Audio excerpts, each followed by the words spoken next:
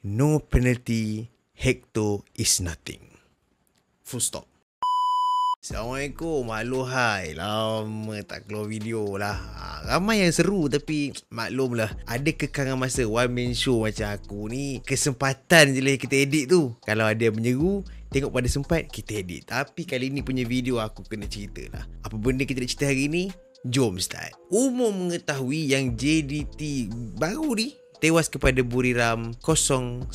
Tapi confirm lah aku takkan cerita kronologi game tu daripada awal, siapa player, peram, siapa yang gol, peram sampai ke cerita offside gol tu. Aku takkan pergi sangat ke dalam lah. Cuma aku nak cakap apa yang perspektif aku pasal game JDT ni. Sebenarnya Buriram United datang ke SSI ni sama je situasinya macam masa JDT pergi game away hari tu. Memang targetnya untuk bertahan dan menggunakan peluang yang ada pada masa yang sesuai untuk menjaringkan gol. Falsafah gameplay diorang macam itu je kalau kalian perasan. Tapi JDT kita tengok daripada awal memang eager nak score gol. Tak sampai seminit dah score gol. Tapi malangnya gol tu offside lah. Memang terang lagi berspotlight. Memang bersen dekat belakang linesman tu. Tapi apakan daya, memang malam tu Buriram tutup kau-kau play JDT. Tapi nak marah banyak-banyak pun tak boleh. Yang gol Buriram tu pun memang silapnya JDT. Mana idaknya Shane Lowry. Ni dah menyalahkan orang ni, mencari scapegoat kambing hitam. Walaupun Mamat tu orang Australia, aku panggil dia kambing kak. Mamat tu elok dia boleh lost marking, dia pergi marking orang yang pegang bola. Padahal belakang dia tu ada satu Mamat yang boleh jaga Bisoli. Shane Lowry boleh lepaskan pula Supanat tu seorang-seorang. Memang bola tu sampai ngam-ngam. Supanat memang cantik dia punya gol Oh lama. Dia punya curve tu memang ngam-ngam. Si Zubir player keeper JDT tu, aku susah nak sebut nama dia. Aku panggil dia Zubir je lah. Zubir tu sampai lemas dia. Buat sesiapa yang pernah follow aku daripada video aku kat ML, video aku yang aku dah kat platform sendiri, kalian mesti tahu ada dua entiti yang aku paling allergic dalam JDT ni. Pertama confirm yang nombor 99 tu, Obregon. Yang kedua ni Hector Bidoglio. Aku memang tak gemar tengok JDT kalau ada mereka berdua ni.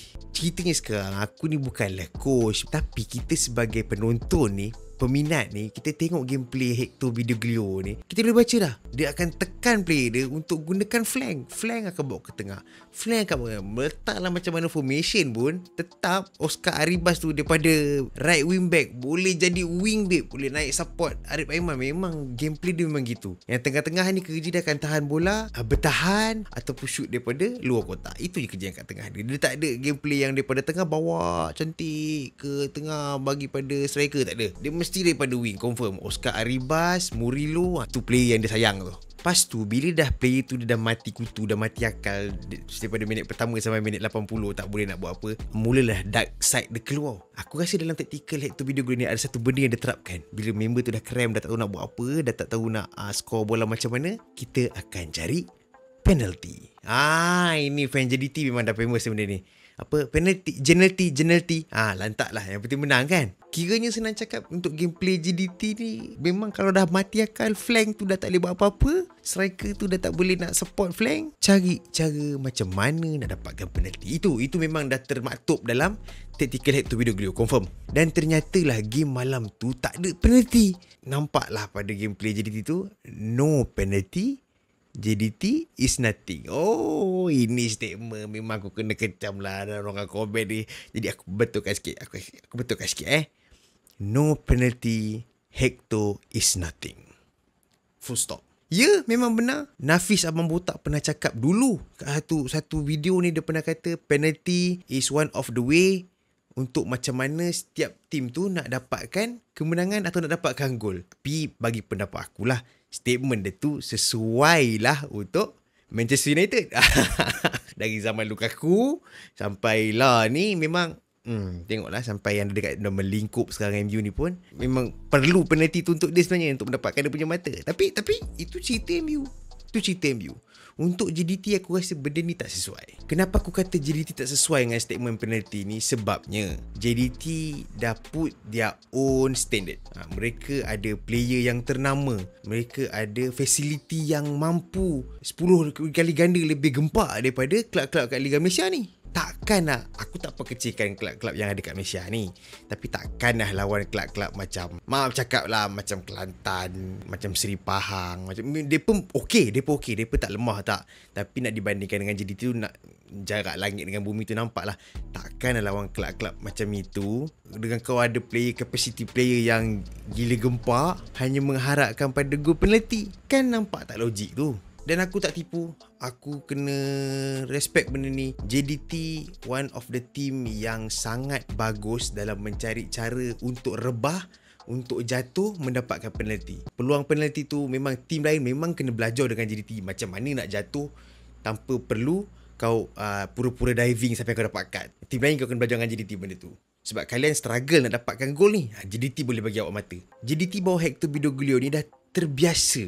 Sikit-sikit memang nakkan penalti untuk dapatkan mata. Kita tengok, kita patah belakang balik. Coach-coach yang ada kat JDT ni kita tengok pada zaman Benjamin Mora, pada zaman Esteban Solari, mereka ada set player yang lebih kurang, tapi gameplay mereka ada kebanyakannya gol daripada open play ataupun set piece. Taklah sebanyak Hector Bidoglio mendapatkan penalti di JDT pada season ni. Boleh bayang tak? Banyak babe. Sekali lagi, aku tak menyalahkan referee Malaysia bagi penalti, sebab betul ternyata JDT memang power untuk dive dan cari peluang untuk dapatkan penalti. Tim lain kena belajar benda tu, aku akui. Tapi sekali lagi aku cakap, standard JDT untuk bermain di Liga Malaysia takkanlah dengan yang awak ada pada set player yang beratus ribu tu, nak lawan dengan tim-tim yang ada kat Liga Malaysia yang antara langit dengan bumi ni, hanya mengharapkan pada penalti saja. Mustahil. Jadinya pada pendapat aku sekarang ni, bohlah player setaraf Liga La Liga ke, Castillejo ke, Castillejo ke, Heze ke, setaraf Serie A ke, selagi falsafah bola sepak penalti yang digunakan oleh Hector Bidoglio ni masih digunakan untuk JDT pergi lebih jauh, masih jauh lagi lah untuk JDT. Minta maaf cakap. Walaupun kalau akan datang Abang Do tu, Abang Do An-Nassar masuk JDT, contohlah kan, tiba-tiba lah Mak Messi ke bergabung dengan Abang Do, Benzema kat depan, tengah N'Golo Kante apa semua, tiba Pak Arab tu masukkan JDT ramai-ramai. Tapi kalau coach tu masih Hector Bidoglio, JDT is JDT lah yang sekarang ni. Tak pergi mana pun. Ini pendapat aku. Kalau kalian ada pendapat masing-masing, terpulang bubuh kat ruangan komen. Kalau tanya aku sedih ke gembira, dua-dua aku ada rasa sekarang ni. Aku sedih sebab JDT tak dapat melayakkan diri ke peringkat seterusnya lah. So habislah perjalanan tim Malaysia dalam ACLE ni. Sedih itu biasa sebab JDT bukan Real Madrid mah.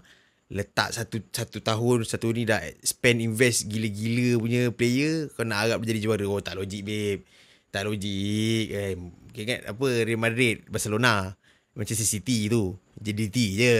Tapi aku happy dengan kekalahan ni, biar sebab JDT ada rekod yang sangat bersih di SSI. Berapa lama mereka tak kalah ke SSI? Lawan tim Korea pun, lawan tim apa masa kat grouping tu kat SSI, mereka tak seri menang. Tak menang seri. Kalah tu pun boleh kira lah. Aku tak ingat berapa rekod dia, tapi boleh kira lah. Tapi dengan kekalahan pada klub elit Thailand ni, mungkin dah membuka mata yang JDT masih jauh lagi untuk mara lebih jauh lagi dalam SLE ni. Jadi mereka takkan berada dalam zon selesa yang aku boleh fokus SLE, aku ada duit, aku beli. Masukkanlah player besar-besar yang umur 30-35 tu letak dalam JDT ramai-ramai.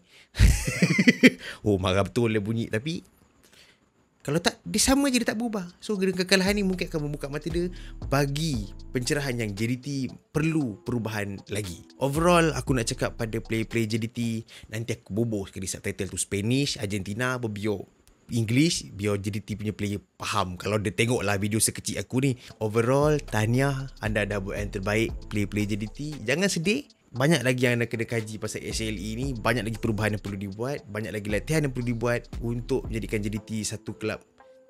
Kita kena faham, JDT ni kelab di Malaysia yang baru nak membina. Walaupun dah dibina daripada 2015, banyak lagi yang dia kena berkembang untuk pergi lebih jauh dalam SLE. SLE bukannya kecil-kecil ayam punya pertandingan. Besar babe. Besar. Jadi untuk mara lebih jauh, banyak lagi yang JDT kena invest. Banyak lagi yang JDT kena belajar. Banyak yang kena ubah. Jadi aku bercakap ni untuk kebaikan JDT. Kalau lah mereka ada yang tengok video ni, mungkin boleh ambil ibrah bunyi Arab sungguh.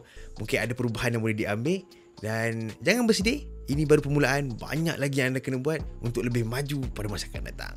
Sekali lagi saya nak cakap pada kawan-kawan yang mendengar video ini adalah pendapat peribadi saya, perspektif saya sendiri. Kalau anda tak sependapat dengan saya, anda nak top up lagi apa-apa info berkaitan JDT, boleh letak dalam komen ataupun buat video anda sendiri. Apa-apa pun, saya tunggu.